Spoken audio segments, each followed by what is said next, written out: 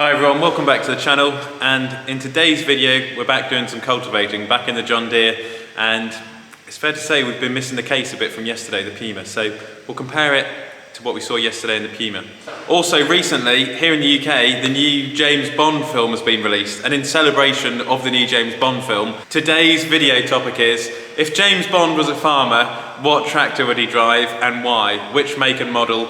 Leave your comment in the comment section down below, and we'll be having a look at them in the next video. The John Deere again. We're back home, as I should say, and we are doing a bit more cultivating today.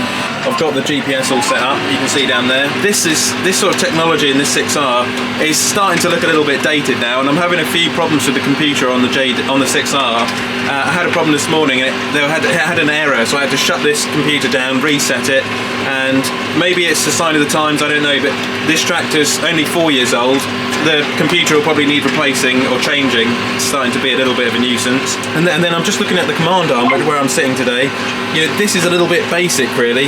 It was quite nice, you know, getting that CASE multi-controller, whereas in the John Deere you'd have to pay for the Ultimate Edition, which is another £10,000 or £15,000, you know, tractor for some LED lights and a Command Pro joystick. They need to really update this cab a little bit, I think, John Deere, and they also need to think about, you know, value for money, little things like an airline, like in the CASE Puma, you know, just little things like that, you know, John Deere don't seem to be thinking about, because I suppose, you know, they're a bigger company, they've got the market, a large market share. However, with the tough times ahead, you know, farmers are going to be looking at more affordable options for their tractors.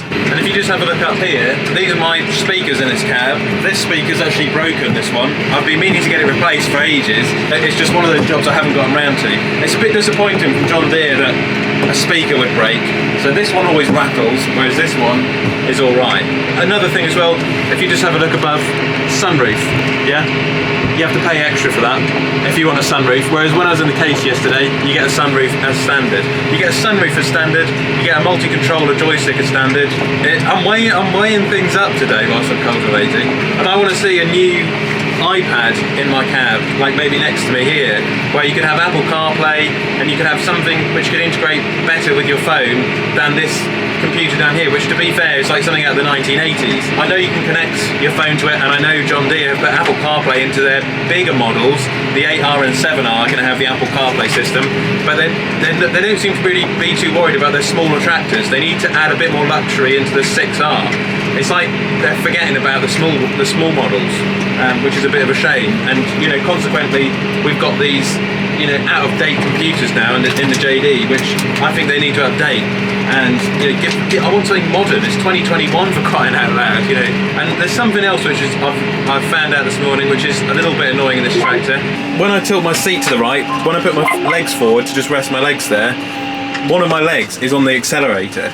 So you can't actually put your legs down unless they were over here somewhere. But there's no way in which to, you know, to put your legs. You have to just rest it on the brake pedal or something like that. It's a bit uncomfortable, really. To talk about something else as well today. Recently, red diesel's gone up by 8p a litre, so the fuel we put in this tractor has gone up. AdBlue's gone up by 6p a litre. Seed's going up at the moment, the cost of seed, because seed is patented by a lot of these large companies, so the seed we put in the ground, expensive. Fertiliser's gone up. It's now tripled in price.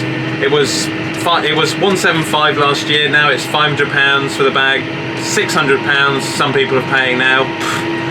You know, the price of everything is going through the roof, but actually the crop prices aren't going up. And to make matters worse, the farm subsidy which farmers get to keep their farms going is being phased out because we've left the European Union. So farmers aren't getting hardly any support. The cost of everything is literally going through the roof. You're going to spend 100% of your income in farming to grow a crop, which you'll probably get like 40% back. You know, it's just going to be, in the next couple of years, it is going to be suicide being a farmer in this country, unless you do what I'm doing today, which is putting up conservation land, because conservation land, you can get paid £500 a hectare to grow a conservation mix, and that's going to be the future. You know, conservation land with a little bit of farming as well, so farming and the environment at the same time is probably going to be the future, but it's going to be extremely hard to actually farm, meaning that the farmer is basically going to be a conservation steward, if you like, who cultivates ground, mows down pastures, produces silage and hay and things like that for, you know, sustainable cattle breeds. So, you know, that's probably a realistic goal actually of a farmer in this country. You know, I think what we're doing on the farm at home, we are looking at the conservation route more and more, and probably, you know, the farming will actually be the cattle and the sheep.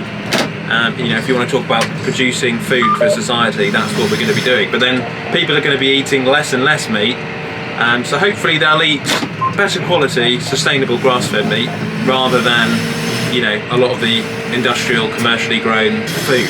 So we'll still be farming, it'll just be in a different way, slightly different way, you know, a more sustainable way, but a more environmentally friendly way at the same time, and with probably some more affordable equipment, tractors. Like I said, next time we change this John Deere, it'll probably be for something a little bit more affordable, but at the end of the day, you'll actually get a better tractor, you know. So unless John Deere comes out with something which is really nice, you know, in the next few years to replace the 6R, I think we'll be looking at other brands. And you know, the thing is, I can be critical of this tractor because now I've seen what's out there, I'm trying to justify the extra £20,000 on this tractor. I'm trying to think, like, is this tractor making us another 20 grand a year? No. Is it, do you know what I mean? Is it financially viable to put another 20 grand in the tractor? Not really. You look at Fendt, for example, top brand. I'm gonna have to turn this fucking tractor on and off. This is really annoying me. 100 grand left tractor and it just fucking bleeps at you all day. This is what I have to do this thing at the moment all the time. Turn it on and off to reset it all the time. It's a bloody nuisance. Now shut up. Hopefully it'll stop bleeping and having all its errors. So yeah, people buy Fendts and they say, well, yeah, I've got a Fendt, it's the best tractor, they're really good tractors, they are great. And you'll get your money back when you sell them. But do you want the money in that Fendt to begin with? That extra 30, 50k? Not really. You don't want your money in your tractor right now.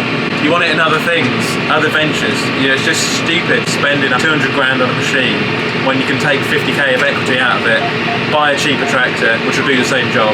You know, it's not rocket science. And I'm just thinking as well about, you know, the price of food. I was in the supermarket last night buying some food for today, some lunch. You know, I'm working out my costs per year, about £5,000 a year I spend on my shopping and food. You know, if say the average person in this country earns 25 to 30,000 a year, that's, yeah, a family of 4, 20,000 a year just on food. Then you've got a mortgage to pay, you know, fuel for your car, insurance. People won't even be able to afford to live in this country in the future. It's gonna turn into like Venezuela, I think, here, or like it'll be a third world country. That's where it's heading to. And I do eat well. Like, I try and buy food from good farm shops, which is a little bit more expensive, but I do try to support local farmers. I like a little bit of wine at the weekend, you know, some nice cheeses. I do like the finer things now and then at the weekend as a treat, but for the most part, yeah, £5 grand a year is what I'd say my food bill is. And I could reduce that, you know, probably 3 or 4 grand a year. What's the point of living if you can't have, you know, a nice bottle of wine at the weekend, or, you know, some nice cheese selections, or, you know, a nice bit of roast beef on a Sunday, fillet of beef or something like that. You know, you got to live your life at the end of the day, guys. Like, you know, you're only here once. You know, I'd rather live it to the full, live my best life, spend a bit of extra money on some good quality food than eat, you know, rice and beans for the rest of my life, you know? And when you're working, you're hungry, you want good food, you know? I eat a hell of a lot of food this time of year in the winter when it gets cold. Anyway, the moral of the story is that the noose is getting tighter. There's going to be less and less farmers in this country in the future. That's the bottom line. Okay, so as I'm sure a lot of you guys know, these are some tough times at the moment, and I've set myself a challenge of making a cup of tea in the next week in the cab at 10:30 when it comes to coffee time. So just here we've got a Extreme Auto 24 volt kettle for lorries, tractors, camper vans and boats. And it says here, especially suitable for people who are constantly on the go, workmen, farmers, couriers. So we'll buy one of these and I'm gonna see I'm gonna see if I can make a cup of tea. And be positive. Remember, leave a comment in the comment section which tractor you think James Bond would drive and why. And hopefully at the end of the week, I'll get out and hopefully go and see the James Bond film, get off the tractor and sit in the cinema seat for a change. And I'll let you know what I think of it in an upcoming video. Enjoy your day, whatever you're up to, and I'll catch you the next time when we're in New Holland or a CASE Puma or something a little bit more affordable, maybe with some good quirks and features. Catch you in the next one.